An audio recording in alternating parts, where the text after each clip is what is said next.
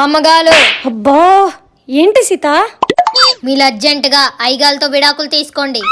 నీకిదేం పోయే కాలమే, పచ్చగా ఉన్న జంటని విడగొట్టాలనుకుంటున్నావు? ఇందాక ఇంటికి ఎప్పుడు వస్తారో కనుక్కుందామని ఫోన్ చేస్తే ఒక అమ్మాయి ఫోన్ ఎత్తి మీ ఐగాలు నాతో బిజీగా ఉన్నారు, తర్వాత ఫోన్ చేయని చెప్పి పెట్టేసింది. ఇదంతా నిజమేనా? ఉండండి, ఐగాలే ఫోన్ చేస్తున్నారు, మాట్లాడండి. ఇలా గివ్వు. రే బక్కలోడా, నీకు నన్నెలా మోసం చేయాలనిపించిందిరా?